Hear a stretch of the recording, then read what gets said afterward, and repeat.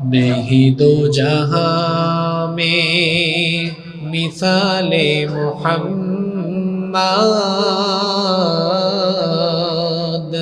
जमाले खुदा है कमाले मोहम्मद नहीं दो जहां में मिसाले मोहम्मद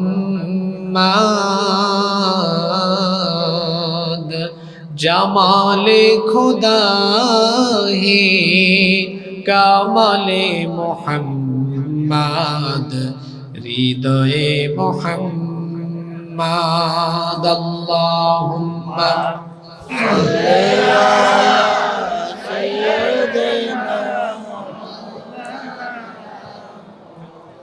وعلى آل سيدنا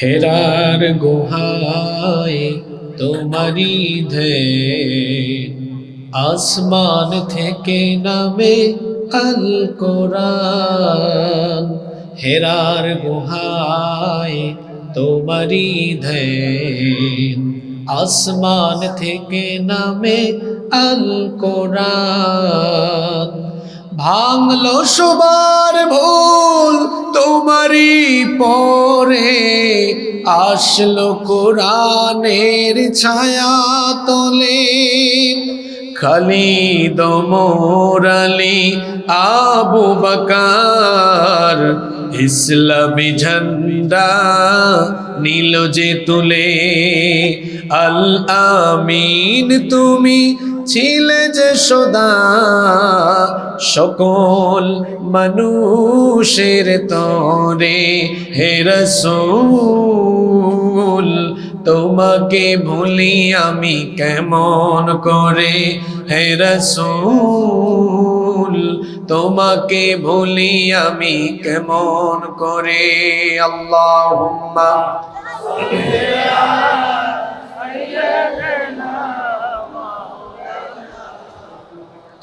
وعلى آل سيدنا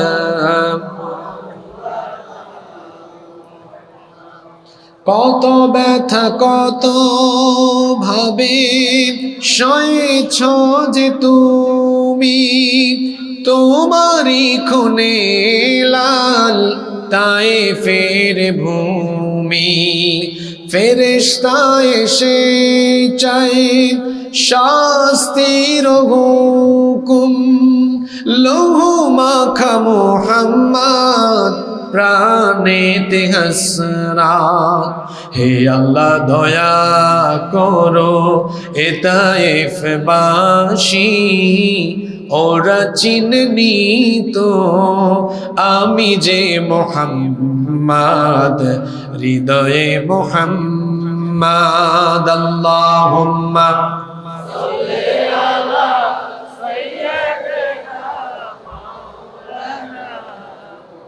وعلى آل سيدنا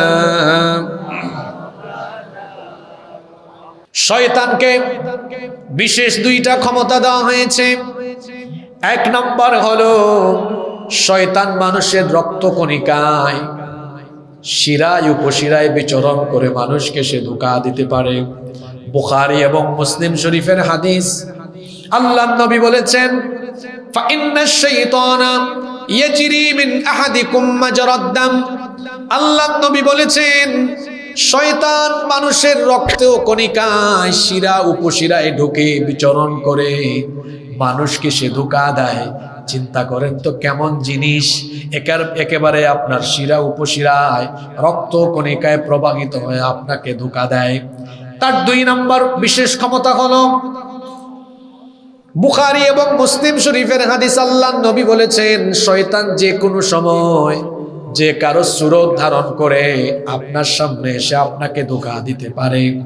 শয়তান যে কোনো মানুষের সুরত ধারণ করতে পারলেও একজন মহামানবের সুরত সে ধারণ করতে পারে না। আর যার সুরত সে ধারণ করতে পারে না তিনি আর কেউ নন, তিনি আমার আপনার নবী মুহাম্মাদুর রাসূলুল্লাহ, আমরা বলি সাল্লাল্লাহু আলাইহি ওয়াসাল্লাম। আল্লাহর নবী বলেছেন, মান রাআনি ফিল মানামি ফাকাদ রাআনি, যে ব্যক্তি স্বপ্ন যুগে আমাকে দেখবে সে যেন আমাকেই দেখলো। ফা ইন্নাশ শাইতানা লা ইয়াতামাসসালু ফি সূরাতি, কারণ শয়তান সকলের সুরত ধারণ করতে পারলেও আমি নবীর সুরত কখনো সে ধারণ করতে পারে না। যে ব্যক্তি স্বপ্ন যুগে নবীকে দেখবে এই ব্যক্তির জন্য জাহান্নাম হারাম করে দিয়েছেন কে? হে রব, তুমি আমাদেরকে মরণের আগে একবারের জন্য হলেও তোমার হাবিবকে স্বপ্ন যুগে দিদার নসিব করে দিও। সবাই আমিন বলতে পারলেন না? নবীজিকে স্বপ্নে দেখতে হলে বেশি বেশি নবীর উপর দুরূদ পড়বেন। নবীজি বলেছেন যে আমার উপরে যত বেশি দুরূদ পড়বে কিয়ামতে সে তত বেশি আমার কাছাকাছি থাকবে। সুবহানাল্লাহ। কিয়ামতে যদি দুরূদের কারণে নবীর কাছাকাছি থাকা যায় তো দুনিয়াতে কি নবীজির দিদার নসিব হওয়ার সম্ভাবনা আছে না নাই? নবীর সাথে মহব্বত বাড়াবেন, বেশি বেশি দুরূদ পড়বেন। আল্লাহ তৌফিক দেন, বলেন আমিন। এই দুটো হাদিস আমাকে আপনাকে কি বার্তা দিল? শয়তান বড় মারাত্মক জিনিস। সে আমার আপনার রক্তকণিকায় প্রবেশ করে আমাকে আপনাকে ধোঁকা দিতে পারবে। আবার সে যে কোনো সময় যে কোনো ব্যক্তির সুরত ধারণ করে আমার আপনার সামনে আসতে পারে। শয়তান এটা শুধু জিনের ভেতরে নয়, মানুষের ভেতরেও শয়তান আছে না নাই? শয়তানের টার্গেট হলো মানুষ। কথা বুঝে থাকলে সবাই পুরুষোচিত কণ্ঠে জবাব দেন তো দেখি, শয়তানের প্রধান টার্গেট কে? শয়তানের লক্ষ্যবস্তু হলো মানুষ। আমরাও তো মানুষ। আর শয়তানের সবচেয়ে বেশি টার্গেট হলো যারা ঈমানদার। এদেরকে বেঈমান বানানো, এদেরকে মুনাফিক বানানো শয়তানের প্রধান লক্ষ্য। শয়তান প্রথমে মুমিনদেরকে বা মানুষদেরকে তার মুরিদ বানাতে চায়। যখন সে মুরিদ বানাতে পারে, মুরিদ বানানোর পরে ওই ব্যক্তি যদি শয়তানের দেখানো পথে খুব ভালোভাবে চলে, শয়তান তার গ্রেড বাড়ায়, তার পজিশন বাড়ায়, প্রমোশন দেয়। তখন শয়তান বলে, তুই আর আমার মুরিদ না, এখন থেকে আমি তোকে খেলাফতি দিলাম। কথা বুঝতেছেন আপনারা? মানুষের ভেতরও শয়তান আছে না? কোন সূরায় দেখেন? আপনাদের পরিচিত সূরা, সবার ঠোঁটের আগায় এই সূরা মুখস্থ আছে। সওয়াবের নিয়তে একটু আমার সাথে তেলাওয়াত করেন। কোরআনে কারীমের শেষ সূরায় আল্লাহ তাআলা বলছেন, আল্লাযী ইউওয়াসওয়িসু ফি সুদুরিন নাসি মিনাল জিন্নাতি ওয়ান নাস। মানুষের অন্তরে প্ররোচনা দানকারী শয়তান দুই জাতি থেকে, মিনাল জিন্নাতি জিন থেকে, ওয়ান নাস মানুষ থেকে। তো মানুষের ভেতরেও তো শয়তান আছে। তো মানুষের ভেতর শয়তান থাকলে আমরা এদেরকে চিনি না কেন? ফাইন্ড আউট করতে পারি না কেন? আপনি ফাইন্ড আউট করতে পারবেন। চেহারা সুরতে মানুষ হয়েও যারা শয়তানি কাজ আঞ্জাম দেয়, এরা চেহারা সুরতে মানুষ হলেও এরা হলো মানুষরূপী আস্ত একটা শয়তান। এরকম শয়তান সব এলাকায় থাকলেও কবিরহাটে নাই। আপনি একটু পরেই বুঝবেন, একদম পয়েন্ট গিয়ে জুড়াই জুড়াই মারবে। আর আজকে ভুলেও কেউ ওই যে বসছেন যে এইরকম হওয়ারও ট্রাই করেন না। মানুষ বুঝবে নইলে হুজুর যে পয়েন্টটা বলছে নিশ্চিত তার সাথে মিলছে, নইলে এমন করে কেন?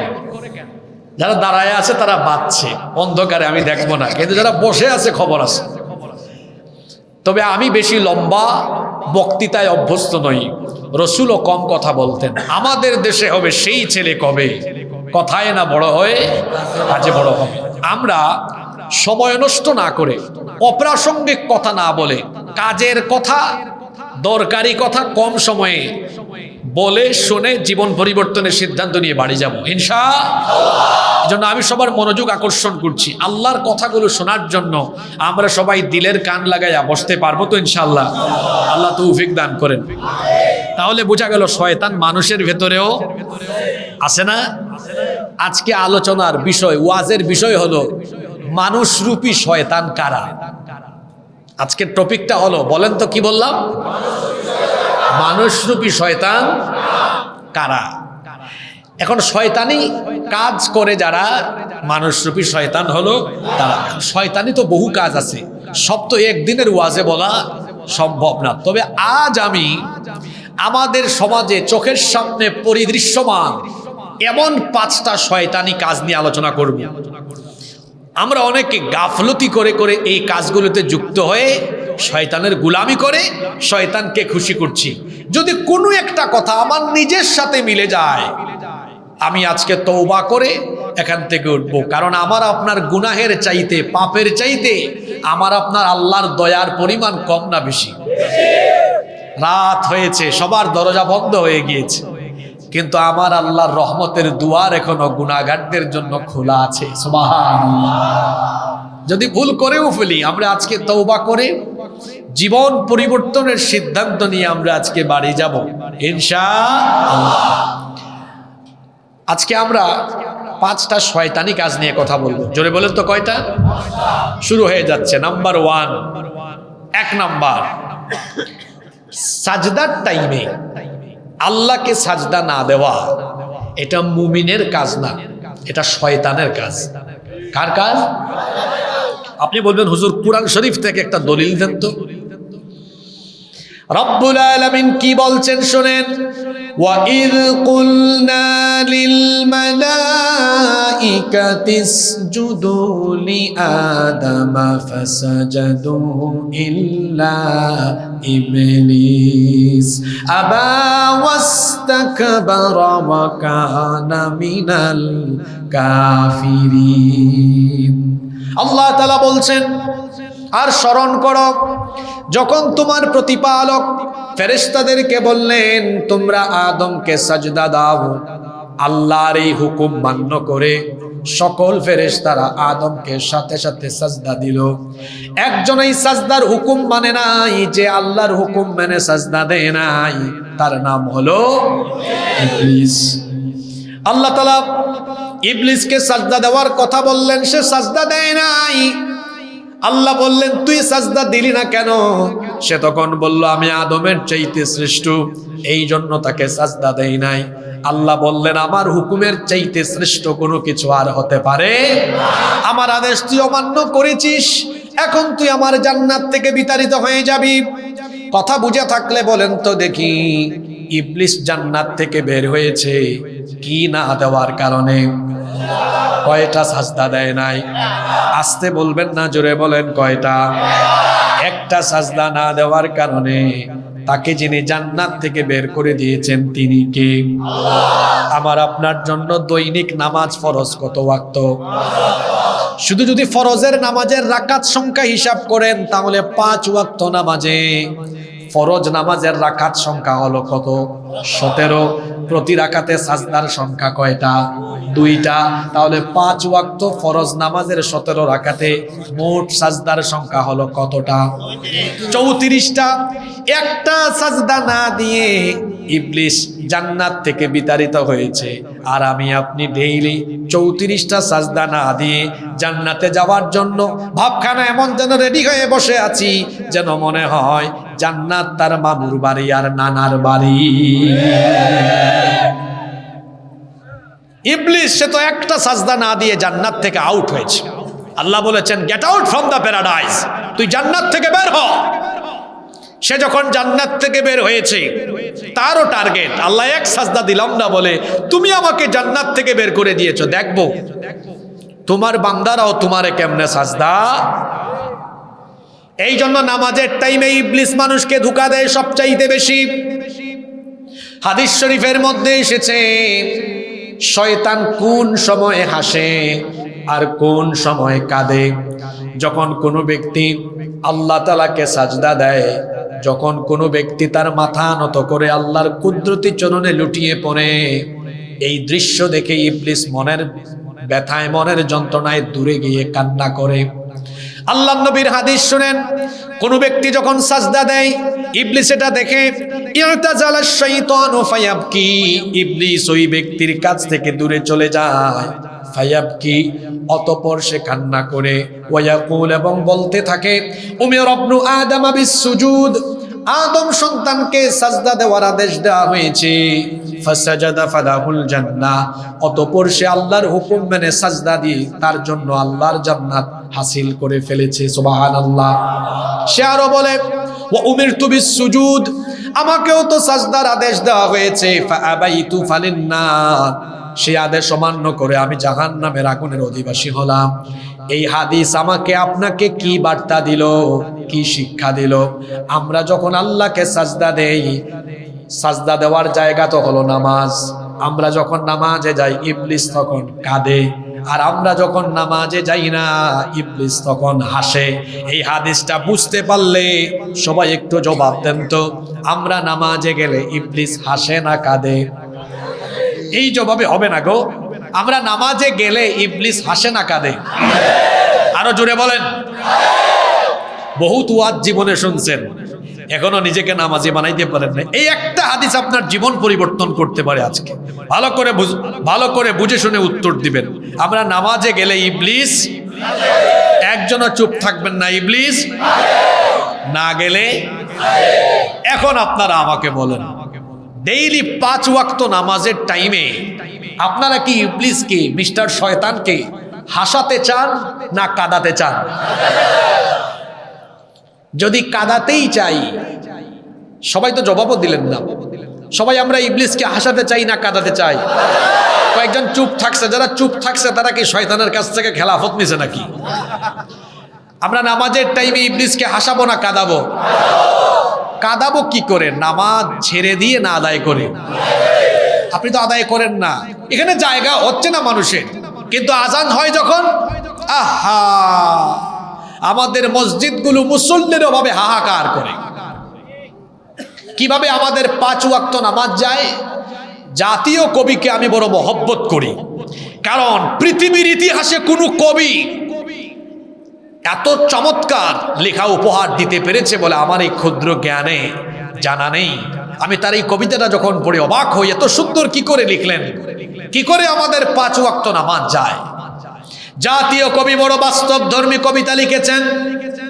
তিনি তার কবিতার লাইনগুলোতে বড় চমৎকার করে বলেছেন, ঘুমাইয়া কাজা করেছ ফজর, তখনও জাগনি যখন জোহর, হেলায় খেলায় কেটেছে আসর, মাগরিবের ওই শুনিয়া যান, এখনো জামাতে হওরে শামিল, এখনো এসাতে আছে স্থান, বাজিছে না মামা বাদরে আমামা, শির উঁচু করি মুসলমান, দাওয়াত এসেছে নয়া জামানার, ভাঙা কেল্লা উড়ে নিশান।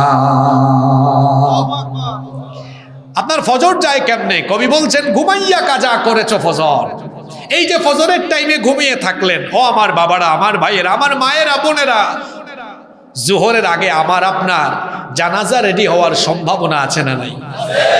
কেমন করে ঘুমাও তুমি, কেমন করে ঘুমাও তুমি, ফজর করে কাজা, এমন তো হতে পারে জোহরে জানাজা। হতে পারে কি পারে না? আরেকজন তো কি সুন্দর লিখেছেন, ফজরের ক্ষণ গেল পড়নি নামাজ, জোহরেও ডুবেছিলে নিয়ে শত কাজ, ফজরের ক্ষণ গেল পড়নি নামাজ, জোহরেও ডুবেছিলে নিয়ে শত কাজ, হেলায় খেলায় গেল আসরের কাল, মাগরিবেও পড়লে না নামাজির সাজ, ফজরের ক্ষণ গেল পড়নি নামাজ, জোহরেও ডুবেছিলে নিয়ে শত কাজ। ফজর যায় ঘুমে, জোহর যায় অবহেলায়, আসর যায় খেলাধুলায়, মাগরিব যায় রং তামাশায়, এশা যায় আড্ডায়। এভাবেই বুঝি আপনার দৈনন্দিন 5 ওয়াক্ত নামাজ কাজা করে করে বেনামাজি হয়ে হয়ে জীবন যাচ্ছে। এই যে বেনামাজি হয়ে হয়ে প্রতিদিন 5 বার আপনি শয়তানকে খুশি করেন, শয়তানকে হাসান, শয়তানের গোলামি করেন, এ কেমন বিবেক পচা মানুষ আপনি? হ্যাঁ, এই হাদিসটা কি আপনার বিবেকের দুয়ারে করাঘাত করে না? আপনার কি লজ্জা করে না, শরম লাগে না? ফজরের সময় শয়তানের গুলামি করে ঘুম থেকে উঠতে আপনার কি একটুও খারাপ লাগে না? শয়তান কি আপনার বিবেকে পেশাব করে দিয়ে গেল নাকি? আপনার ঘুমন্ত বিবেক কোন দিন জাগ্রত হবে? কোন দিন আপনি শয়তানের গুলামি ছেড়ে নিজেকে আল্লাহর গুলামির পথে নিয়ে আসবেন? আমরা নামাজে গেলে গুলামি হয় শয়তান, আমরা নামাজে না গেলে গুলামি হয় শয়তানের, আর নামাজে গেলে গুলামি হয় কার? আরো জোরে বলেন কার? নাও টেক ইউর ডিসিশন। আপনি সিদ্ধান্ত নেন, প্রতিদিন 5 বার খুশি করবেন কারে? জোরে বলেন কাকে? আল্লাহকে খুশি করতে হলে নামাজ ছাড়বেন না আজ থেকে আদায় করবেন? যুবক ভাইয়েরা বলে, হুজুর আমার কি টাইম হয়েছে নাকি? চুলদারি পাকুক না, তারপরে আমি নামাজ আদায় করব। আমার ভাইয়েরা, keep in your mind, there is no serial of death. মৃত্যুর কোনো সিরিয়াল। কত যুবক 18, 20, 22 বছরে দুনিয়া ছেড়ে চলে যাচ্ছে। হ্যাঁ, এমন অনেক নজির আমরা সমাজে দেখি। বাপ বেঁচে আছে, ছেলের লাশ বাবা কাঁধে করে নিয়ে কবরে নামিয়েছে। দাদা বেঁচে আছে, দাদা তার নাতির লাশ কবরে নামিয়েছে। এমন চিত্র বলেন তো আসে না নাই? আপনি বুড়া হবেন, এটা হলো শয়তানের পজিটিভ ধোঁকা। যৌবনকাল, এটা হলো ইবাদতের সবচাইতে মোক্ষম সময়। Youth is called the golden season of human life. যৌবনকালকে মানুষের জীবনের স্বর্ণালী সময় বলা হয়। যৌবনকাল আল্লাহ দিয়েছেন তার গোলামির জন্য, কারণ এই যৌবন তো কোনো নেতার দেওয়া গিফট নয়। যৌবন দিয়েছেন কে? অনেক যুবকেরা আছে যৌবনকালে আল্লাহর ইবাদত বাদ দিয়ে অনেক তথাকথিত নেতা খেতার সামনে পিছনে তার যৌবন রং তামাশা করে কাটিয়ে দেয়। স্পষ্ট ভাষায় বলছি, যৌবন কোনো নেতার দেওয়া গিফট নয়। কোনো নেতার চামচামি করার জন্য যৌবন দেওয়া হয় নাই। যৌবন দেওয়া হয়েছে আল্লাহর জমিনে আল্লাহর কোরআনের রাজ কায়েমের জন্য।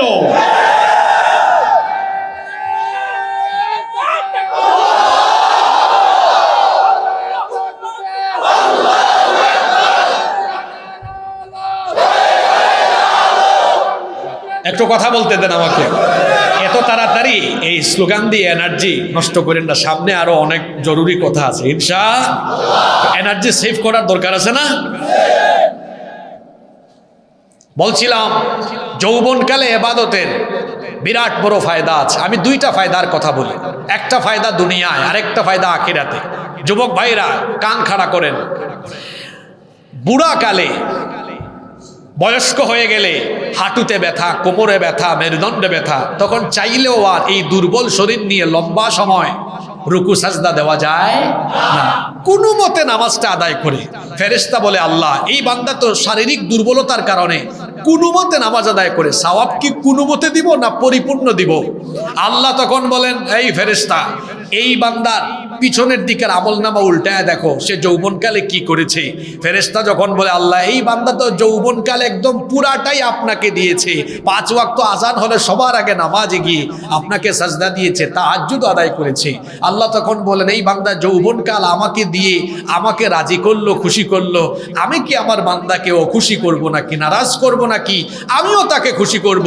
শারীরিক দুর্বলতার কারণে এখন সে বুড়াকালে কোনোমতে নামাজ আদায় করলো, সওয়াব কোনোমতে লিখবা না, যৌবনকালের মতো পুরা পুরা লিখবা।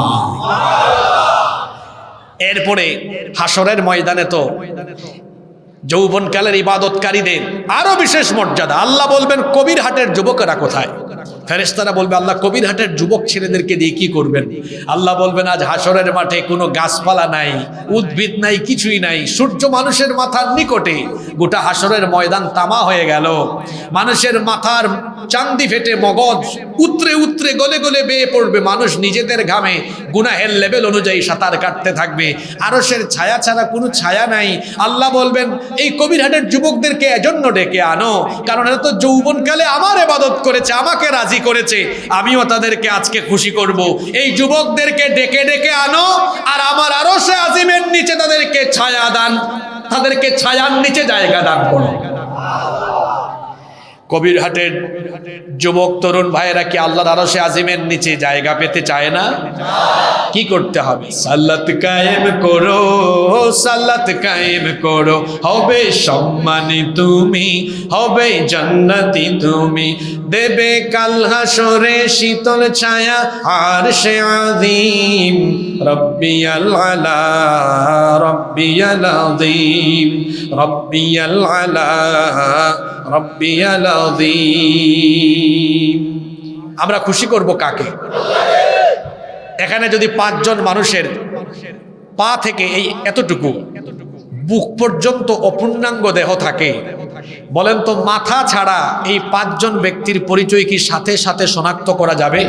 তাহলে বোঝা গেল মানুষের এই 3.5 হাত বডির গুরুত্বপূর্ণ একটা অংশ হলো এই মাথা। এটা থাকলে পরে সাথে সাথে মানুষের পরিচয় পাওয়া যায়।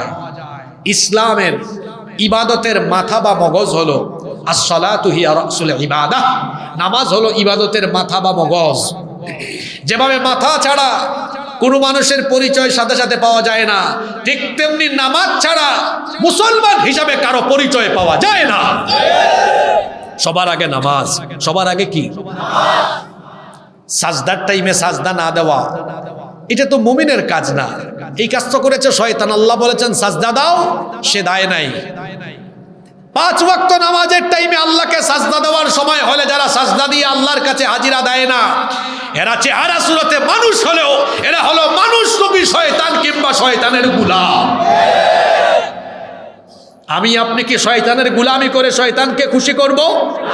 আজকে ওয়াদা করলাম, আল্লাহ যা করার করে ফেলেছি, ভুল করেছি স্বীকার করছি, আজ থেকে আমরা আর শয়তানের গোলামি করব না। আজকের ফজর থেকে আমরা আমাদের জার্নি শুরু করলাম। যতদিন বেঁচে থাকবো আল্লাহ সাজদার টাইমে তোমাকে রাজি খুশি করে, তোমার গোলামি করে, তোমাকে খুশি করার জন্য নামাজে হাজির হয়ে যাব। কারা কারা রাজি আছেন আল্লাহকে একটু হাত তুলে দেখান তো। মাশাআল্লাহ, বলেন আল্লাহ, বলেন আল্লাহ আমাদেরকে ওয়াদা পূরণের তৌফিক দাও। হাত নামান। কষ্ট হচ্ছে আপনাদের? নাম্বার 2 নাম্বার, বাকি পয়েন্টগুলা কিন্তু খুব ডেঞ্জারাস। কুলাইতে পারবেন তো? আমি কি বলবো? নাম্বার 2, দলে দলে মুসলমানরা বিভক্ত হলে শয়তান খুশি হয়, আর যখন মুসলমানরা ঐক্যবদ্ধ থাকে তখন কে খুশি হন? কারণ ঐক্যবদ্ধ থাকা এই আদেশ কার? আল্লাহ তাআলা বলছেন ওয়াতাসিমু বিহাবলিল্লাহি জামিআন ওয়া লা তাফাররাকু, ঐক্যবদ্ধ হয়ে তোমরা আল্লাহর দ্বীনের রজ্জুকে আঁকড়ে ধরো, খবরদার বিচ্ছিন্ন হয় না। ঐক্যবদ্ধ থাকার হুকুম যিনি দিয়েছেন তিনি কে? কিন্তু শয়তান চায় ফিতনা লাগিয়ে মুসলমানদেরকে দলে দলে দলে দলে বিভক্ত রাখতে। একটা সাংঘাতিক রকমের হাদিস শুনেন, মুসলিম শরীফের হাদিস। আন জাবির ইবনে আব্দুল্লাহ রাদিয়াল্লাহু আনহু, জাবির রাদিয়াল্লাহু আনহু হাদিসের বর্ণনাকারী সাহাবী, তিনি বলছেন নবী করিম সাল্লাল্লাহু আলাইহি ওয়াসাল্লাম বলেছেন ইন্নাশ শাইতানা ক্বাদ আইসা আন ইয়াবুদাহুল মুসাল্লুনা ফি জাজিরাতিল আরব। আল্লাহর নবী বলেছেন শয়তান এই ব্যাপারে ফ্রাস্ট্রেট, এই ব্যাপারে হতাশ। জাজিরাতুল আরবে সে ইমানদারদেরকে, মুসল্লিদেরকে তার গোলামি করানোর ব্যাপারে হতাশ হয়ে গিয়েছে। কিন্তু ওয়ালাকিন ফিত তাহরিশি বাইনাহুম, কিন্তু তাদেরকে দলে দলে বিভক্ত করে রাখার ব্যাপারে শয়তান হতাশ হয় নাই, বরং মুসলমানদেরকে দলে দলে ভাগ করার ব্যাপারে শয়তান আশাবাদী। শয়তান চায় মুসলমানরা দলে দলে বিভক্ত থাকুক, ফিতনায় ডুবে থাকুক। মুসলমানরা যদি দলে দলে বিভক্ত থাকে, মুসলমানরা শক্তিশালী হবে না, দুর্বল হবে। আপনি কি বেহুশ হয়ে ওয়াজ শুনেন নাকি? মুসলমানরা দলে দলে বিভক্ত হয়ে থাকলে মুসলমানরা শক্তিশালী হবে না, দুর্বল হবে।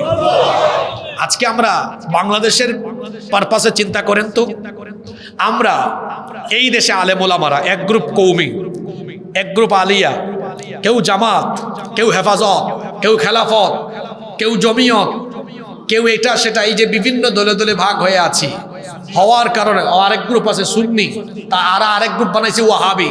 এই যে দলে দলে ভাগ হয়ে আছি, এই কারণে আমরা কি বলেন, আপনারা বলেন, আমরা কি এই দেশে শক্তিশালী? জোরে বলেন, আমরা শক্তিশালী? সংখ্যা আমাদের কম না বেশি? সংখ্যায় বেশি, তাও আমরা দুর্বল। এই দুর্বলতার কারণ কি? আমরা ঐক্যবদ্ধ নই, আমরা আলাদা আলাদা আছি। এজন্য সংখ্যায় বেশি হওয়া সত্ত্বেও আমরা শক্তিশালী না দুর্বল? জোরে বলেন, শক্তিশালী না দুর্বল? আমরা ঐক্যবদ্ধ ছিলাম না বলে গত 15 বছর সকল দলের আলেমদেরকে জালেমেরা জেলখানায় ঢুকিয়েছে।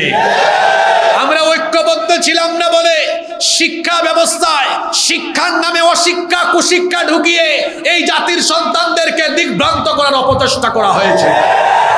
2009 সালে যখন শহীদ আল্লামা দেলাওয়ার হোসেন সাঈদী রহমতুল্লাহ আলাইহি তাকে ধরা হলো, সব দলমতের আলেমরা যদি তার ইন্তেকালের পরে যেভাবে বিবৃতি দিয়েছিলেন, এভাবে যদি তারা 2009 সালে ঐক্যবদ্ধ হতেন, যে কোন দলের তিনি সেটা বুঝি না, তিনি একজন আলেম, আমরা চাই তাকে মুক্তি দেওয়া হোক, সবাই ঐক্যবদ্ধ থাকলে জালিমেরা তার হাতে হাত করা লাগানোর সুযোগ পেত। নিরপেক্ষ মন মগজ নিয়ে আপনারা কথাগুলো শুনবেন। আমরা প্রতিবাদ করলাম না, মনে করলাম আমরা প্রতিবাদ করে কি লাভ, উনি তো আমার দলের না।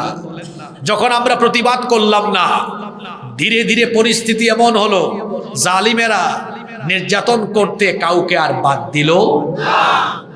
আমরা টুপি দিয়ে অথবা মাসলাক দিয়ে অথবা আমরা পাঞ্জাবি দিয়ে নিজেদেরকে ভাগ করি, প্রতিষ্ঠান দিয়ে ভাগ করি, আপনি কৌমি আমি আলিয়া, আমরা নিজেদেরকে ভাগ করি।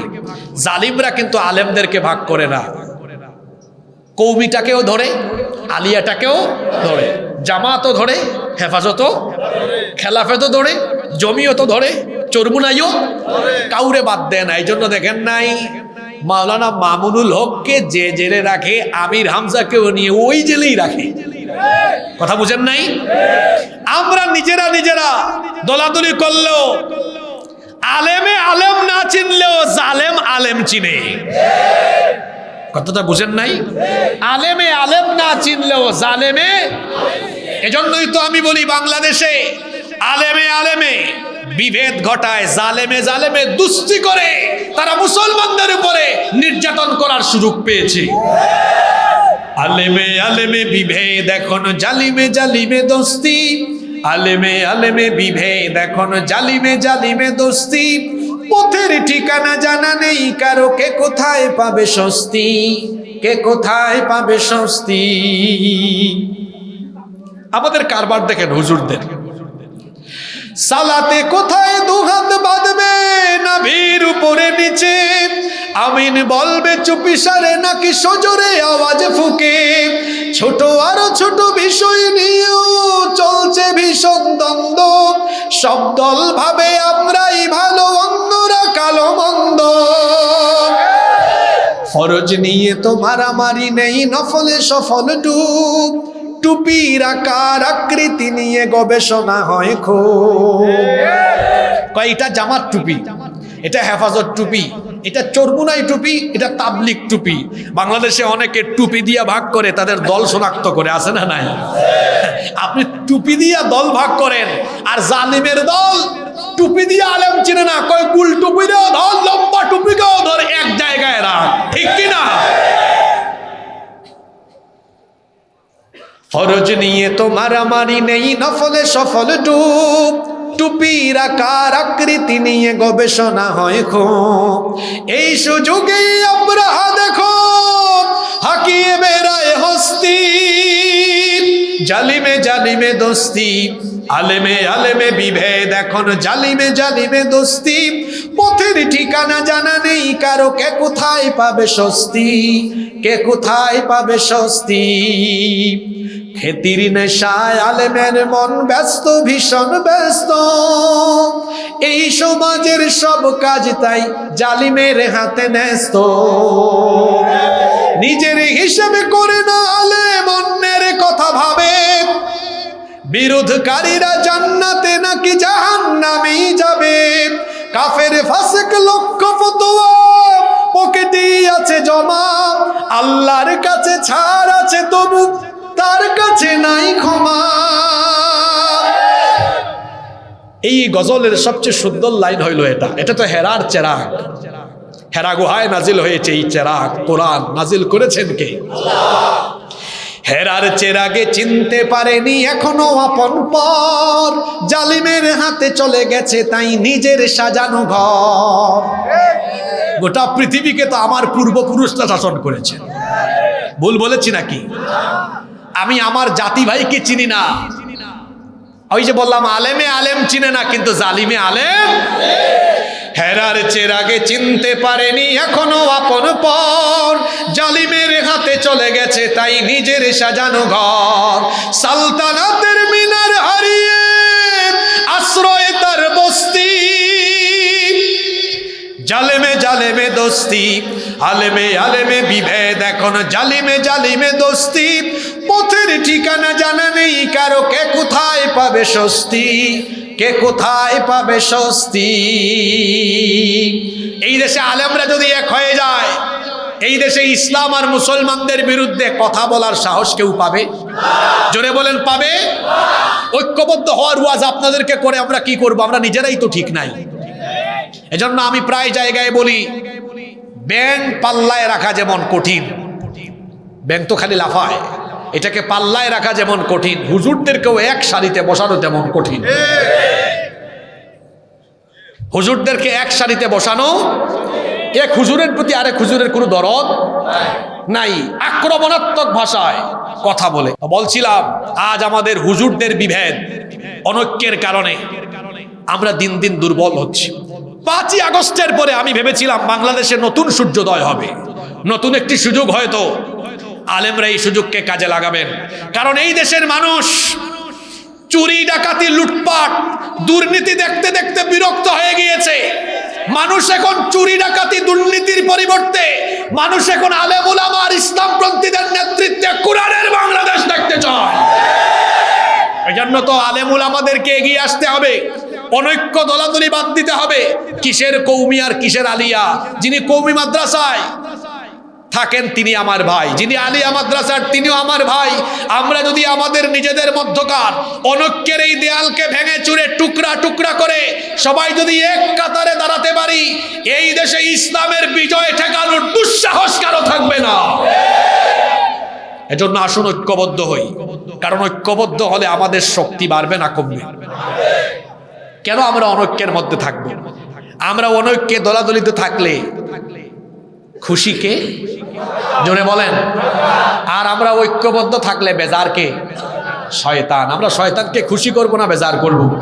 আমরা অনৈক্যে ডুবে থাকবো না, কারণ আমাদের রব কয়জন, নসুল কয়জন, কিতাব কয়টা? আমাদের প্রভু এক, এক নবীর উম্মত, জীবন বিধানে ওই শিবানী কোরআন। আমাদের প্রভু এক, এক নবীর উম্মত, জীবন বিধানে ওই শিবানী কোরআন। তবে কেন এক নও হে মুসলমান, এক হও এক হও করিয়াও বান। আল্লাহ আমাদেরকে ঐক্যবদ্ধ হওয়ার তৌফিক দেন। নাম্বার 3, মা বোনরা ওয়েট করতেছে, হুজুর আমাদেরকে কিছু বলে না কেন? মা বোনরা এবং আপনাদের উদ্দেশ্য আজকে কথা আছে, এই পয়েন্ট বলবো। 3 নাম্বার, নগ্নতা, উলঙ্গপনা, বেপরদায় মত্ত থাকা, এটা শয়তানি কাজ। কি কাজ? শয়তান মানুষকে কাপড় চোপড় পরিহিত পর্দায় দেখতে চায় না, কারণ শয়তানের কাজই হলো শরীর থেকে পোশাক আশাক খুলে ফেলা। সে এই কাজ দুনিয়াতে আসার আগে আরম্ভ করেছে। কথা শুনতেছেন? মানুষের শরীর থেকে কাপড় খুলে মানুষকে উলঙ্গ বানানোর কাজ শয়তান দুনিয়াতে আসার পরে শুরু করেছে না আগে? যদি বলেন আগে না পরে? বলবেন হুজুর আগে শুরু করছে কেমনে? আবার আসেন আল্লাহর কোরআন থেকে আপনাকে আমি দলিল দিই। আল্লাহ যখন আমাদের বাপ মা আদম এবং হাওয়া আলাইহিস সালাম দুইজনকে জান্নাতে রেখে দিলেন, আল্লাহ বললেন ওই নিষিদ্ধ গাছের কাছে যেও না, যদি যাও ফাতাকুনা মিনাজ জালিমিন, জালিমদের অন্তর্ভুক্ত হয়ে যাবে। ইবলিস তো জান্নাত থেকে বের হয়ে প্রতিজ্ঞা করেছিল, যেভাবেই হোক আমি মানুষকে ধোঁকা দিব। তার এই মিশন বাস্তবায়নের কাজ সর্বপ্রথম আরম্ভ করেছিল আমাদের বাপ আদম আলাইহিস সালাম আর আমাদের মা হাওয়া আলাইহিস সালামকে ধোঁকা দেওয়ার মাধ্যমে। সে গিয়ে বলল, শোনো, আল্লাহ তাআলা তোমাদেরকে এই জন্যই ওই গাছের কাছে যেতে নিষেধ করেছেন। তোমরা যদি ওই গাছের কাছে যাও তাহলে তোমরা জান্নাতের চিরস্থায়ী বাসিন্দা হয়ে যাবে। এই জন্য আল্লাহ তোমাদেরকে সেখানে যেতে নিষেধ করেছেন। শয়তান আমাদের বাপ এবং মা দুইজনকে ওয়াসওয়াসা দিয়ে ধোঁকা দিয়ে ওই নিষিদ্ধ গাছের কাছে যখন নিয়ে গেল, এই ফিতনায় যখন শয়তান তাদেরকে ফেলে দিল, নিষিদ্ধ গাছের কাছে যাওয়া মাত্রই তাদের শরীর থেকে তখন কাপড় চোপড় খুলে গেল। উভয়েই তখন তারা তাদের লজ্জাস্থান দেখে ফেললেন। জান্নাতের গাছের পাতা দিয়ে তারা তাদের লজ্জাস্থান ঢাকতে লাগলেন। কোরআনে কারীমের 7 নম্বর সূরা সূরাতুল আরাফের 27 নম্বর আয়াতে আল্লাহ এই ঘটনা এভাবে বর্ণনা করছেন, ইয়া বানি আদম লা ইয়াফতিনান্নাকুমুশ শাইতানু কামা আখরাজা আবাওয়াইকুম মিনাল জান্নাহ ইয়ানজিউ আনহুমা লিবাসাহুমা লিয়ুরিয়াহুমা সাওআতিহিমা। আল্লাহ তাআলা বলছেন, হে আদম সন্তান, হে বনি আদম, তোমাদেরকে শয়তান যেন ফিতনায় ফেলতে না পারে। যেভাবে শয়তান ফিতনায় ফেলেছিল তোমাদের বাপ আদম আলাইহিস সালাম আর তোমাদের মা হাওয়া আলাইহিস সালামকে, সে তাদের দুইজনকে ফিতনায় ফেলে জান্নাত থেকে তাদেরকেও বের করার ব্যবস্থা করেছিল। উভয়কে ধোঁকা দিয়ে সে যখন ওই নিষিদ্ধ গাছের কাছে নিয়ে গেল, তাদের উভয়ের শরীর থেকে কাপড় খুলে গেল। উভয়ের লজ্জাস্থান দেখে ফেললেন। তখন তারা জান্নাতের গাছের পাতা দিয়ে লজ্জাস্থান ঢাকতে লাগলেন। আল্লাহ তখন বললেন, আমি কি তোমাদেরকে এই নিষিদ্ধ গাছের কাছে যেতে নিষেধ করি নাই? তারপরেও শয়তানের ধোঁকায় তোমরা এই নিষিদ্ধ গাছের কাছে গেলে। সুতরাং বেপরদা হওয়ার, সুতরাং আমার হুকুম অমান্য করার কারণে আমি তোমাদেরকে জান্নাত থেকে বের করে দিলাম। শয়তান যেমন আমাদের বাপ মা দুইজনকে বেপরদা বানায়া শরীর থেকে কাপড় চোপড় খোলায়া জান্নাত থেকে বের করার ব্যবস্থা করেছে, শয়তানটিকে কি মিশন আমাদের উপরও বাস্তবায়ন করতে চায়, সেও ঠিক এমনি ভাবে আমার আপনার সমাজ থেকে নারীদের শরীর থেকে বুরখা পর্দা একেবারে খুলে দিয়ে বেপরদা বানায়া গোটা জাতিকে পর্দাহীন বানায়া আমাদেরকেও সে জাহান্নামে নিতে চায়। আর আমরা শয়তানের সেই খপ্পরে পা দিয়েছি।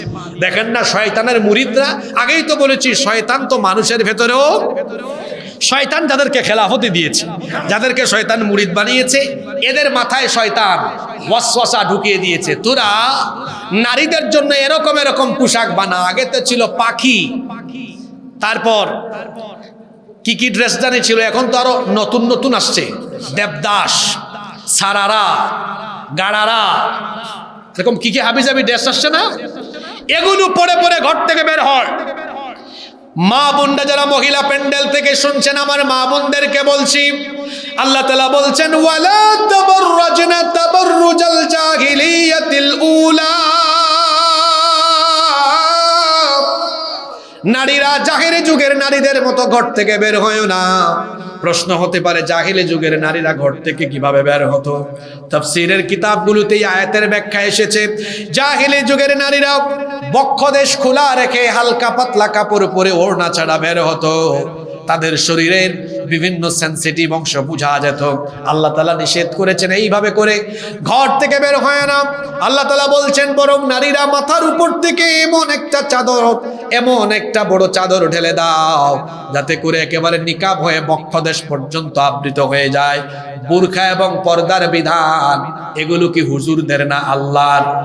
আমরা যখন পর্দার কথা বলি তখন বাংলাদেশে এক শ্রেণীর সুশীল আছে, এরা তখন বলে এই মোল্লারা পর্দার কথা বলে নারীদেরকে ঘর বন্দি করে নারী উন্নতিতে বাধা দিচ্ছে। আমিও তখন বলি, শেয়াল সে তো মুরগির স্বাধীনতা চাইবেই। একটা ঘটনা মনে পড়লো, ঘটনাটা বলবো। একবার এক মুরগির খামারের পাশ দিয়ে শিয়াল যাচ্ছে। এখন খামারি মুরগির খামারের চতুর্দিকে নেট দিয়েছে, একটু দেয়াল দিয়েছে আর কি, যাতে মুরগি বাইরে আসতে না পারে। শেয়াল কাছে গিয়ে বলতেছে, হে মুরগি, তোদেরকে দেখে আমার খুব মায়া লাগতেছে রে। মুরগি বলে, মামু আপনার এত খারাপ লাগে কেন? খারাপ লাগবে না, তোরা আমার দিকে তাকায় দেখ, আমি স্বাধীন, আমার কোনো বেড়া নাই, আমার কোনো জেলখানাও নাই, আমি স্বাধীনভাবে ঘুরে বেড়াই। তোদের মালিক সে বড় খারাপ মানুষ, তোদেরকে আটকায় রাখছে, তোরা স্বাধীন না, পরাধীন।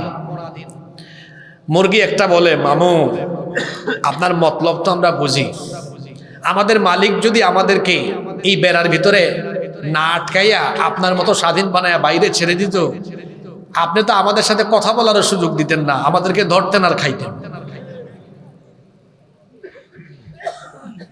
আমরা যখন পর্দার কথা বলি, ওই শেয়ালের মতো এক গোষ্ঠী আছে, এরা বলে দেখছো, আরে নারীদেরকে তো শেষ করে ফেলছে বোরখা পড়াইয়া। তো আমার দেশের নারীরা, মোমেনা নারীরা এবং মুসলমানরা ভালো করেই জানে, স্বাধীন মুরগি যেমন শেয়ালের কাছে নিরাপদ নয়, তেমনি বেপরদা নারীও লুচ্চা বদমাশদের কাছে নিরাপদ নয়। শেয়াল যেমন মুরগির স্বাধীনতা চায়, তেমনি বদমাশ প্রকৃতির লোকেরা নারীদেরকে বেপরদায় রাখতে চায়। ইসলাম পর্দার মাধ্যমে নারী উন্নতি আটকায় নাই, বরং নারীদের প্রোটেকশন, সেফটি, সিকিউরিটি আরো বেশি নিশ্চিত করে দিয়েছে। ইসলাম নারীর অধিকার প্রতিষ্ঠায় সব সময় ইসলাম কথা বলেছে। ইসলাম নারী প্রগতিতে অন্তরায় নয়, বরং পৃথিবীতে নারীর অধিকার প্রতিষ্ঠা করেছে ইসলাম। পৃথিবীতে নারীর অধিকার দিয়েছেন আল্লাহ, নারীর অধিকার দিয়েছেন মুহাম্মাদুর রাসূলুল্লাহ সাল্লাল্লাহু। মনে রাখবেন, উলঙ্গপনা দেখলে, নগ্নতা দেখলে শয়তান খুশি। উলঙ্গপনা, নগ্নতা, বেপরদায় থাকলে কে খুশি? আমাদের অনেক ভাইয়েরা আছেন শয়তানকে খুব সুন্দর খুশি করেন। কিভাবে? তার বউকে একদম বেপরদা নিয়ে কবিরহাটে যায়, কোম্পানিগঞ্জে যায়, বসুরহাটে যায়, তারপর লোকজন দেখে, কই ভাই সাথীটা কে? কই চিনস না তোর ভাবি? একদম ওয়াও। সে বলে thank you.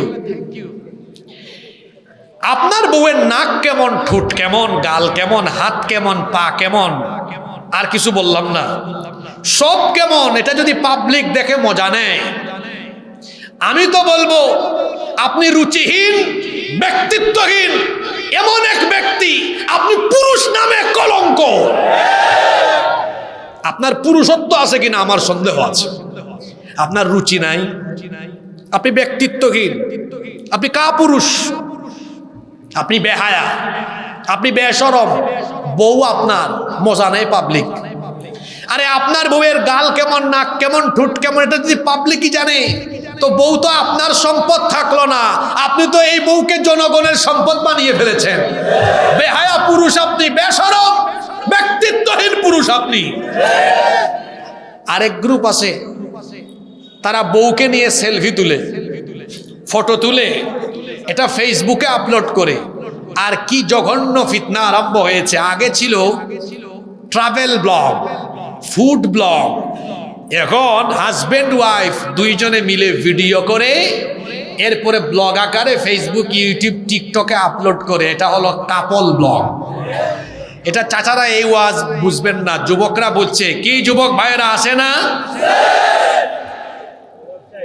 Like R comment ভিক্ষা করে, সামান্য কয়েকটা লাইক, কমেন্ট, শেয়ার আর চ্যানেল বা ফেসবুক পেজ মনিটাইজ করে যারা কিছু ডলার কামানোর ধান্দায় নিজের বউকে এইরকম বেপরদা বানিয়ে সোশ্যাল মিডিয়া, ইউটিউবে, ফেসবুকে, ইন্টারনেটে ছেড়ে দিয়েছে, এই ব্যক্তি হলো পুরুষ নামে কলঙ্ক। সে হলো আসমানের নিচে জমিনের উপরে সবচাইতে বড় বেহায়া। সে হলো মানুষরূপী আস্ত একটা শয়তান। ওকে মানুষরূপী শয়তান বলেছি কেন আমি? কারণ সমাজে অশ্লীলতা, ফিতনা ছড়িয়ে দেওয়া, এটা ফেরেশতার কাজ না শয়তানের কাজ? তো ওরে মানুষরূপী শয়তান বলে আমি কি খুব বড় কবিরা গুনাহ করে ফেলছি নাকি? অত শয়তানের ফিতনায় ডুব দিয়েছে। ও মুরিদ না, ও একদম আপগ্রেড ক্লাসের শয়তান। শয়তান তারে প্রমোশন দিয়া মুরিদ থেকে খেলাফতে অধিষ্ঠিত করেছে। কয় তুই আমার মুরিদ না, তুই আমার খলিফা, তুই আমার কি। যেমন একবার রমজান মাসে এক জায়গায় ওয়াজে আমাকে এক পাবলিক ধরছে। আমি একটা হাদিস বললাম, রমজান মাস আসলে, সামনে রমজান মাস আসতেছে না, আল্লাহ জান্নাতের দুয়ার খুলে দেন, জাহান্নামের দরজা বন্ধ করে দেন, শয়তানকে আল্লাহ শৃঙ্খলিত করেন। আমার তো ধরছে, শয়তানকে আল্লাহ যদি জেলেই আটকায় রাখেন, শৃঙ্খলিতই করেন, আপনি বলতে হবে রমজান মাসে শয়তানি হয় কেন। চিন্তা করছেন? প্রশ্ন তো ঠিকই আছে, শয়তানি হয় না রমজান মাসে? তখন আমি বললাম, ভাই ওই যে মিনাল জিন্নাতি, আল্লাহ যেটারে শৃঙ্খলিত করেছেন ওটা তো জিন, কিন্তু এই জিন আবার কি করছে, জিন রূপী শয়তান তো মানুষ রূপী অনেক শয়তানকে মুরিদ বানিয়েছে, খলিফাও বানিয়েছে। সে জেলে গেলেও তার মুরিদ আর খলিফাদেরকে রেখে গিয়েছে। দেখেন নাই আমার দেশে জুলাই আগস্টে ছাত্র জনতার, বুঝেন নাই, ছাত্র জনতার ঐক্যবদ্ধ আন্দোলনে জালিমের গোষ্ঠী পালিয়ে গেলেও তাদের মুরিদরা এখনো দেশে আছে, যারা দেশকে অস্থিতিশীল করবার চেষ্টা করে। এদেশকে আর অস্থিতিশীল করার অপচেষ্টা করবেন না, কারণ যারা সুযোগ বুঝে হেলিকপ্টারে উঠে দৌড় মেরেছে, আগামীর বাংলাদেশকে কেউ যদি অস্থিতিশীল করার চেষ্টা করে, এদেশের মানুষ তাদেরকে আর হেলিকপ্টারে উঠার সুযোগও দিবে না। সম্মানিত ভাইয়েরা, কষ্ট হচ্ছে নাকি আপনাদের? তাহলে নিজের ঘরের বউ, নিজের মা বোনকে পর্দায় রাখার দায়িত্ব আমাদের আছে না নাই? একজন নারী বেপর্দা এমনি এমনি হয় না। যে ঘরের পুরুষ অসচেতন, সেই ঘরের নারী বেপর্দা হয়। আমার দিকে তাকান যারা বিবাহিত, আপনার বউকে যদি বলেন, প্রথমে একটু আদর করে বলেন, প্রথমে আদর করে বলা দরকার, তাই না? প্রথমে শাসন করা ঠিক না। বউকে একটু সুন্দর করে বলেন, দেখো আমি তোমাকে অনেক ভালোবাসি, তুমি আমার জান প্রাণ, যা বলতে পারেন বলেন। তোমার কেউ যদি দেখে, এটা আমার কলিজায় লাগে, দিলে লাগে। আগে শোনেন, ঠিক ঠিক আন্দাজি বললেন না, কিসের ঠিক আর বেটা। শোনেন, আমি এভাবে কেন বলছি, আমার দিকে তাকান। নারীরা হলো প্রজাপতির মতো। কিসের মতো? প্রজাপতি। তাকে আস্তে ধরলে উড়ে যায়, আর জুড়ে ধরলে মরে যায়। তো প্রথমে একটু ভালোবাসা দিয়ে বুঝান, সুন্দর করে গিয়ে বলেন। এগুলো রসুলের সুন্নত। দেখেন আল্লাহ নবীর স্ত্রীর নাম, দেখেন নাম হলো আয়েশা। নবীজি আদর করে ডাকতেন আইশ, নামটাকে সংক্ষেপ করতেন। আবার কখনো কখনো ডাকতেন হুমাইরা। নবীজির ভাষা বাংলা ছিল না, আরবি। আরবিতে বলতেন হুমায়রা। কি রোমান্টিক শব্দ! এটার বাংলা অর্থ হলো লাল সুন্দরী। যদি নবীজির ভাষা বাংলা হতো আর কি, তাহলে তিনি এভাবে বলতেন, কৌ গো আমার লাল টুকটুকি বউ। সুবহানাল্লাহ পড়বেন না? হ্যাঁ, রসুল কিভাবে তার বিবিদের সাথে ব্যবহার করতেন। আর আমাদের দেশের মানুষ বিয়ে করার পরে বউর সাথে খাটাসের মতো, ঘরে ঢুকেই বলবে, এ আবুলের মা তুই কই। তারপরে বসুরহাট বাজারে, কবিরহাট বাজারে ব্যবসা করে। তো বউ দুপুরবেলা ফোন দিয়েছে, কি গো তুমি খেয়েছো? ফোন দেওয়ার টাইম পাস না। বউয়ের সাথে গরম ভাষায় কাপড়ের ব্যবসা করে। কিছুক্ষণ পরে আসছে এক বোন, এসে বলতেছে, ভাইয়া হিজাব আছে? আসসালামু আলাইকুম আপু, আসেন, খুব ভালো ভালো হিজাব আছে। বউয়ের সাথে গরম আর পরনারীর সাথে নরম। আমি হাসানোর জন্য বলেছি না, কথা বাস্তব। জোরে বলেন। আপনার বউ ফোন দিয়েছে, কাস্টমার থাকলেও বলবেন 2 মিনিট আমি আসতেছি, আমার জান ফোন দিয়েছে, বাইর হন। গিয়ে বউয়ের সাথে 1-2 মিনিট সুন্দর করে কথা বলেন। হাজবেন্ড ওয়াইফের মধ্যে ভালোবাসা থাকলে এই ঘরে বরকত দেন কে? তো বলছিলাম, বউকে আগে ভালোবাসা দেয়া বোঝান, তুমি আমার জান, কলিজা। হ্যাঁ, তোমারে কেউ দেখলে আমার খারাপ লাগবে, বুঝো না, আমার কলিজা ছিদ্র হয়ে যাবে একদম। আমি চাই কেউ তোমাকে না দেখুক। তুমি ঘর থেকে যখন বের হবা, আমি তোমাকে বোরখা কিনে দিব, আমি তোমাকে নিকাব কিনে দিব। আপনি যখন এই লাইনটা বলবেন না, তোমারে কেউ দেখলে আমি পাগল হয়ে যাব, আমার কলিজা ছিদ্র হয়ে যাবে, খালি বলে দেখেন, তার এক্সপ্রেশন দেখবেন, পাগল হয়ে যাবে, আপনাকে আরো বেশি ভালোবাসা দিবে। ঠিক কিনা? আপনি তো খাটাসের মতো আচরণ করেন। আর যারা বউয়ের সাথে বাজে আচরণ করে, এদের চেহারা দেখলে বোঝা যায় এদের চেহারা সুরত ভালো না, কারণ তরকারিতে লবণ মশলা তো ঠিক মতো লাগে না। আপনি বউকে ডিস্টার্ব করবেন, বউ বলবে রাগ, তোরে বুঝাবো মজা, তরকারি কেমনে মজা হয় বুঝাবো। বউ বড় সেন্সিটিভ জায়গা, আমাদের মতো বহু হুজুর বউয়ের কাছে গিয়ে হয়ে যায় খেজুর। একবার ওমর রাদিয়াল্লাহু আনহু, ওমর মানুষ নরম না গরম? জোরে বলেন নরম না গরম? এক লোক গিয়েছে ওমর রাদিয়াল্লাহু আনহুর কাছে বিচার নিয়ে, রাতের বেলা গেছে, তার ওয়াইফের সাথে একটু কি হয়েছে, ঝামেলা হয়েছে। গিয়ে বাড়ির বাহির থেকে শুনেন ওমর রাদিয়াল্লাহু আনহুর স্ত্রীর সাথে তার কথাবার্তা চলতেছে, উনি আর বিচার দেয় নাই, চলে যাচ্ছে। ওমর রাদিয়াল্লাহু আনহু বললেন, এই তুমি চলে যাচ্ছ কেন?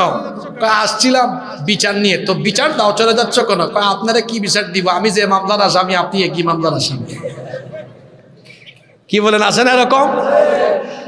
নিজেদের বিবিদের সাথে সুন্দর আচরণ করতেন সকল আম্বিয়া আলাইহিমুস সালাম। প্রথমে বউকে বুঝান, বুঝানোর পরে কিছু আছে আবার একটু ঘাউরা, ঘাটতেরা, বুঝে না, তখন একটু বলেন, এই খবরদার, ঘর থেকে বেপরদা হয়ে বের হবে না। আপনি ঠিক থাকলে বউয়ের ঘরের বউ সে বেপরদা হয়ে বের হতে পারবে? তবে মনে রাখবেন, শাসন আগে নয়, ভালোবাসা আগে। ভালোবাসা দিয়ে শুনে না, একটু গরম হওয়া দরকার আছে না? তবে আমার বিশ্বাস গরম হওয়া লাগবে না। আর এমনিতেই তো নোয়াখালী এটা আলেমুল আমার দেশ, আর নোয়াখালীর মেয়েরা এমনিই ভালো। যদি কেউ এরকম থাকে একটু সুন্দর করে বুঝায় বলবেন, দেখবেন আপনার আরো বেশি খেদমত করবে, ঠিক হয়ে যাবে ইনশাআল্লাহ। যে পুরুষ তার ঘরের নারীদেরকে বেপরদায় রাখে, এই পুরুষের নাম হলো দাইয়ুস। এই পুরুষের নাম কি? দাইয়ুস। কোনোদিনও আল্লাহর জান্নাতে ঢুকতে পারবে। এজন্য আমরা আমাদের ঘরের নারীদেরকে পর্দায় রাখবো, পারবো তো ইনশাআল্লাহ? কষ্ট হচ্ছে নাকি আপনাদের? বাকি দুইটা পয়েন্ট বলে মোনাজাত পর্যন্ত আমাকে সুযোগ দিবেন তো আপনারা? 4 নাম্বার, জিনা বেবিচারে লিপ্ত হলে শয়তান খুশি হয়, কারণ জিনা বেবিচার হারাম করে দিয়েছেন কে? জিনা বেবিচারে মানুষকে আসক্ত করা, এটা হলো শয়তানের একটা অন্যতম মিশন। শয়তানের অন্যতম একটা লক্ষ্য হলো মানুষকে জিনার সাগরে ডুবিয়ে রাখা। আজ জিনা বেবিচার এটা এত বেশি বেড়ে যাচ্ছে, আর বর্তমানে যুবকদেরকে জিনার সাগরে ডুবিয়ে দেওয়ার জন্য চরিত্র বিধ্বংসী সবচেয়ে আকর্ষণীয় চমৎকার উপাদান তাদের হাতেই আছে, সেটার নাম হলো মোবাইল। দেখি আমার নোয়াখালীর ইমানদার ভাইদেরকে দেখি, যারা মিথ্যা বলবে না সত্যই বলবে, দেখি কিছু বীর বাহাদুর সত্য কথা বলেন তো। বর্তমানে যুব সমাজ 24 ঘন্টার মধ্যে মোবাইলে থাকে কত ঘন্টা? যাই হোক, 1-2 জন বলছে 12 ঘন্টা, আমি বলি একটু এভারেজ 10 থেকে 14 ঘন্টা। ঘুমানোর দোয়া হলো আল্লাহুম্মা বিসমিকা আমুতু ওয়া আহইয়া, আর যুবকদের ঘুমানোর দোয়া হলো ফেসবুক আর টিকটক। ঘুম থেকে ওঠার দোয়া হলো আলহামদুলিল্লাহিল্লাযী আহইয়ানা বা'দা মা আমাতানা ওয়া ইলাইহিন নুশুর। যুবকদের চোখ খুললেই তাদের দোয়া হলো আমার মোবাইলটা কই? ঠিক না? 14 ঘন্টা যদি, 10 থেকে 14 ঘন্টা যদি কারো মোবাইলেই চলে যায়, তো তার দিনের তো বেশিরভাগ সময় এভাবেই নষ্ট হয়ে গেল। যারা স্কুল কলেজে পড়াশোনা করেন, বিশ্ববিদ্যালয়ে পড়াশোনা করেন, আমি তাদেরকে বলছি, ভাই, ছাত্র ভাইদেরকে বলছি, এই 10 থেকে 12 ঘন্টা 14 ঘন্টা সময় যদি আপনারা মোবাইলের পেছনে নষ্ট না করে যদি পড়ালেখায় গবেষণায় মনোযোগী হতেন, তাহলে আমার দেশে ঘরে ঘরে বিজ্ঞানী, মনীষী, গবেষকের পয়দা হতো। এই যে সময়গুলো নষ্ট করছেন, এই সময়গুলো নষ্ট করে জীবনকে ধ্বংস করে দিচ্ছেন। আর যুবকদের চেহারা দেখেন, রাত 3টা-4টা পর্যন্ত তারা মোবাইলে তাহাজ্জুদ পড়ে, রাত 3টা-4টা পর্যন্ত অঘুমা থাকে। এক একজনের চেহারা দেখছেন, জোয়ান কালে তার গালের 2 পাশের মাংস হাড্ডির চিপার ভিতরে ঢুকে গিয়েছে। তারপরে দিনের বেলা হাঁটে, ফার্মের মুরগি যেমন ঝিমায় ঝিমায় হাঁটে, সেও তেমন ঝিমায় ঝিমায় হাঁটে। যৌবনকালে আপনার চেহারা থেকে লাবণ্য হারিয়ে গেল কেন? চেহারা সুরতের এই অবস্থা কেন? হবেই তো, অত মোবাইলের অপব্যবহার করে রাতের বেলা গুগল শরীফ আর ইউটিউব শরীফে সে নাপাক নাপাক ভিডিও দেখে জিনা ব্যভিচারের সাগরে ডুবে থেকে তার যৌবন চিপায় চাপায় নষ্ট করে। খবরদার, বিবাহ বহির্ভূত হারাম কোন রিলেশনে নিজেকে সম্পৃক্ত করবেন না। বিয়ের আগে ছাত্র থাকাকালীন সময়ে এই যৌবনটাকে আপনি হারাম রিলেশন করে আপনার নিজের যৌবনটাকে, জীবনটাকে নষ্ট করে দিবেন না। আরেকটা জিনিস বলি ভাই, এই যে তোমরা যারা এসএসসি এইচএসসি তে পড়ো, তোমার ক্লাসের মেয়ে বা তোমার চেয়ে 2-3 বছর ছোট ক্লাসের মেয়ে তার দিকে আন্দাজে চক্ষু দিও না। এটা একটা বাস্তব কথা আগে বলে দিই। সমাজে একটু দেখিও, যারা বিয়ে করে একটা ছেলের চাইতে একটা মেয়ের বয়স কমসে কম 5-6 বছর ব্যবধান থাকে, তো তুমি তোমার ক্লাসের মেয়ের সাথে ইটিস পিটিস করার চিন্তা কেমনে করো? ওরা তো তুমি পাবা না, তুমি বিয়ে করার আগেই দেখবা ওর 3-4টা বাচ্চা হয়ে গেছে। একেবারে ভেঙে বলে দিলাম, কথাটা বাস্তব না অবাস্তব? দেখবেন আপনি মাস্টার্সে উঠবেন, রাস্তাঘাটে আপনার ওই এসএসসি এইচএসসির সহপাঠে দেখা হয়েছে, সাথে 3-4টা। কিরে তোর সাথে এগুলা কারা? কয় চিনস না, তোর ভাতিজা ভাতিজি। আপনি কিন্তু তখনও বিয়েও করেন নাই। আপনি হুদাই, আপনাদেরকে হাসানোর জন্য বলি না, এটা বাস্তবটা কি? বাস্তব না অবাস্তব? এই মেয়েটার পেছনে ঘুরঘুর করে দেখবেন আপনার ভালো রেজাল্ট শেষ, কেরিয়ার শেষ। ভালো ছেলে কখনো মেয়েদের পিছনে ঘুরে না। আমি আমার ছাত্র ভাইদেরকে বলবো, জরিনা সকিনার পিছনে ঘুরঘুর না করে পড়ালেখায় মনোযোগী হয়ে যান। আজান হলে পরে নামাজে যান, চরিত্র ঠিক করেন, কেরিয়ার ঠিক করেন। যখন আপনি চরিত্র আর কেরিয়ার বিল্ড আপ করবেন, তখন দেখবেন এই নোয়াখালীর সুন্দরী সুন্দরী জরিনা সকিনার বাপ আপনার পিছনে ঘুরবে তার মেয়ে আপনার কাছে বিয়ে দেওয়ার জন্য। মেয়েদের পিছনে ঘুরঘুর না করে নিজেকে এমন যোগ্যতায় নিয়ে যান যাতে মেয়েদের বাপ আপনার পিছে ঘুরে। আবিয়াইত্যা মিসকিন আনমেরিড যারা আছেন, আপনারা পারবেন তো ইনশাআল্লাহ? আওয়াজ তো ছোট হলো, পারবেন? রাস্তাঘাটে যে মেয়েদেরকে ডিস্টার্ব করেন, আচ্ছা আপনারা বলেন তো, কোনো মেয়েকে আপনি যে ডিস্টার্ব করেন বা বাজে নজরে তাকান, আপনার বোন যদি ওই জায়গায় হতো, কেউ যদি আপনার বোনের সাথে আচরণ করতো, আপনার ভালো লাগতো না খারাপ লাগতো? এক ছেলে একবার আমারে কয়, হুজুর আপনি যে ওয়াজ করলেন, সবাইকে যদি আমি বোনের নজরে দেখি তো আমার বউ হবে কোনটা? কি আশ্চর্য প্রশ্ন! আমি তাকে আর কি জবাব দিব? আমি তখন বললাম, ভাই যেটা আপনার বউ হবে এটা এমনি এমনি আপনার কাছে তারে পাঠাবেন কি? নিজে নিজে এত উতলা হয়ে যাইয়েন না, চরিত্র ঠিক করেন। আল্লাহ নবী কি বলেছেন দেখেন, ইয়া শাবাব আল ইসলাম, হে ইসলামের যুবকেরা, গদ্দু আবসারুকুম, তোমাদের চোখের হেফাজত করো, ওয়াহফাজু ফুরুজাকুম, লজ্জাস্থানের হেফাজত করো। কেন আগে চোখ হেফাজতের কথা বলা হলো? কারণ চক্ষু হলো মানুষের হৃদয়ের আয়না। মানুষ আগে চোখে দেখে, তারপরে কল্পনা করে, এরপরে অ্যাকশনে নামে। কেউ যদি তার চক্ষুকে হেফাজত করতে পারে, জিনা ব্যভিচার থেকে তাকে বাঁচিয়ে দিবেন কে? যুবক ভাইদের চরিত্র হবে ইউসুফ আলাইহিস সালামের মতো। ও আমার যুবক ভাইয়েরা, আপনার চেহারার দিকে তো কবির হাটের মেয়েরাও ফিরে তাকায় না, কেমন চেহারা আপনার। কিন্তু আল্লাহর নবী ইউসুফ আলাইহিস সালাম, তাকে আল্লাহ তাআলা এই দুনিয়া আর অর্ধেক সৌন্দর্য দান করেছিলেন। এত সুন্দর সুপুরুষ ছিলেন, যাকে দেখে মিশরের সেই যুগের সুন্দরী সুন্দরী নারীরা তার রূপে মুগ্ধ হয়ে ফল কাটতে গিয়ে অনুভূতি শূন্য হয়ে আঙ্গুল কেটে ফেলেছে, তারা টেরও পায় নাই। আল্লাহু আকবার। যেই ঘরে তিনি লালিত পালিত হয়েছেন, সেই ঘরের সম্ভ্রান্ত সুন্দরী নারী জুলাইখা প্রত্যেক দিন ইউসুফ আলাইহিস সালামকে তার চোখের সামনে দেখতে দেখতে পাগল পাড়া হয়ে গেলেন। একদিন নির্জনে তার দাসীর মাধ্যমে তার খাস কামরায় ডেকে নিয়ে আসলেন।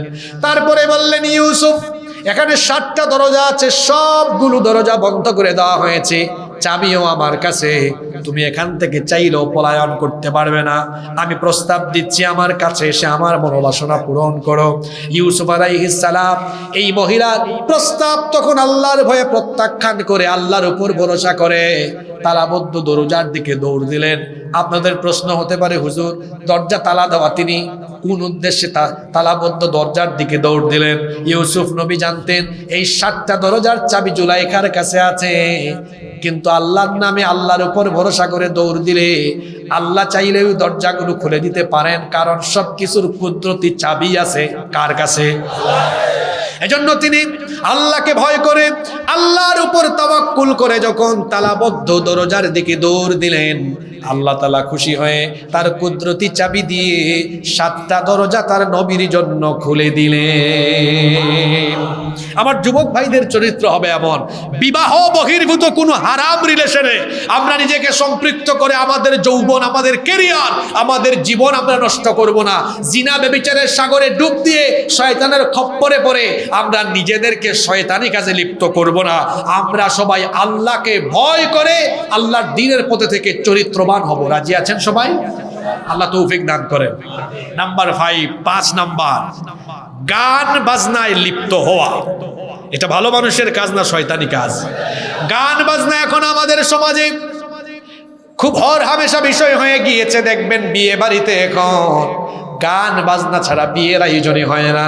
বিবাহ শাদী তো সামাজিক কোনো অনুষ্ঠান নয়, বরং বিয়ে হলো সামাজিক অনুষ্ঠানের পাশাপাশি একটা সরই ইবাদত। কথা বুঝে থাকলে বলেন, বিয়ে কি শুধু অনুষ্ঠান না ইবাদত? ইবাদতে তো গান বাজনা থাকে না। অনেকে দেখা যায় তার বিয়ে শাদীতে আগের রাতে গায়ে হলুদের নামে গান বাজনা বাজায়া তারপরে গান বাজনা দিয়ে বিয়ে শাদী আরম্ভ করে।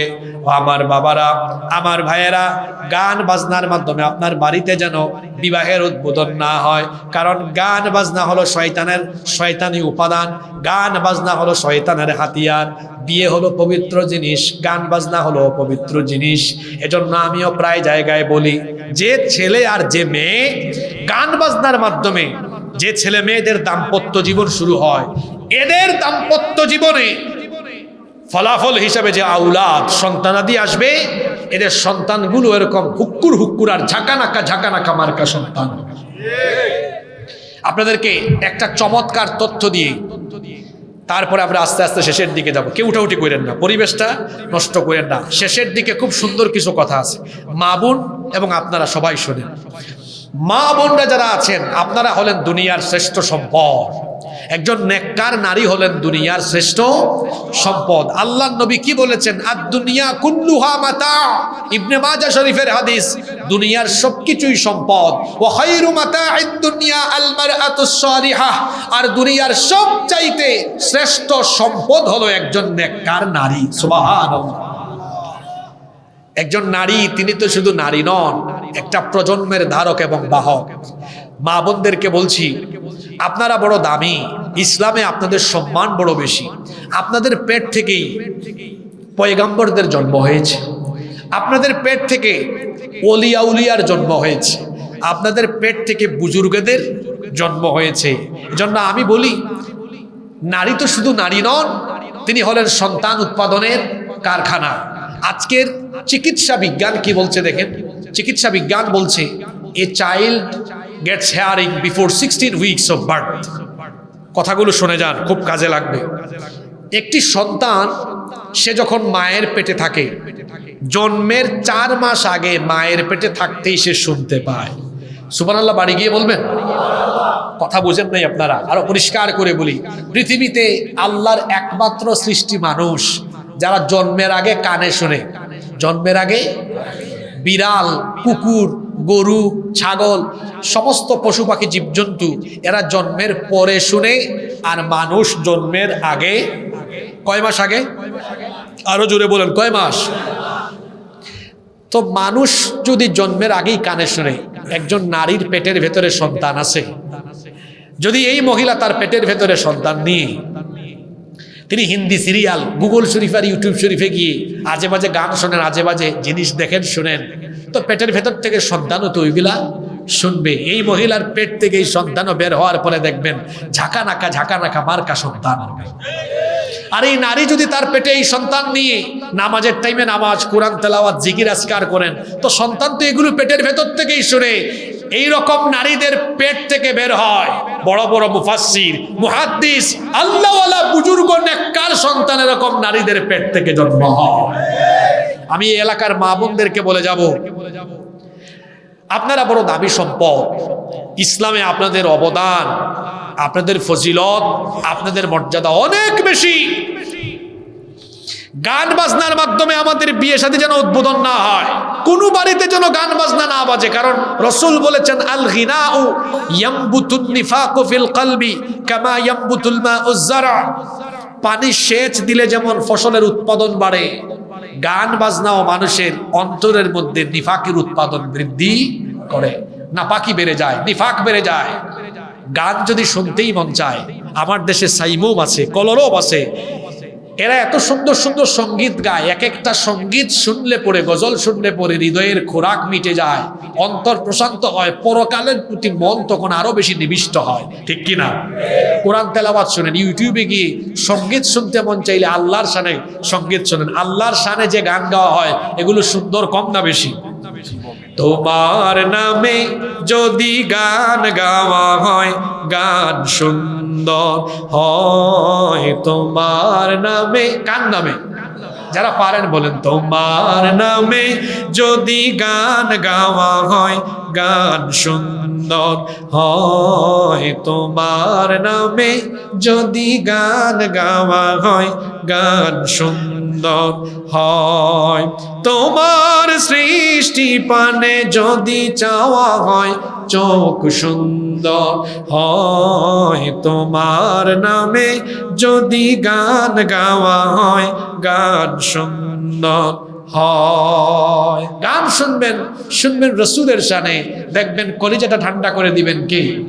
ত্রিভুবনের প্রিয় মুহাম্মদ এলো রে দুনিয়ায়, আয় রে সাগর। এগুলা শুনবেন, আজে বাজে কোনো গান শুনবেন না। আজকে কয়টা কথা বললাম? এক, নামাজ ছেড়ে দেওয়া এটা মুমিনের কাজ না শয়তানি কাজ? জোরে বলেন। নামাজ ছাড়বো না, আদায় করব। 5 ওয়াক্ত আদায় করবেন তো? 2 নম্বর কি বলেছিলাম বলে গেছেন আপনারা? অনৈক্য, দলাদলি করা। অনৈক্য আর দলাদলি করলে খুশি হয় কে? আমাদের এই এলাকায় আমরা সবাই মিলেমিশে থাকবো, রাজি আছেন? 3, বেপরদায় মত্ত থাকা। কার কাজ? আমরা বেপরদায় থাকবো না, নারীদেরকে পর্দায় রাখবো। 4, জিনা ব্যভিচারে আমরা লিপ্ত হব না ইনশাআল্লাহ। 5, গান বাজনার সাথে আমাদের কোনো সম্পর্ক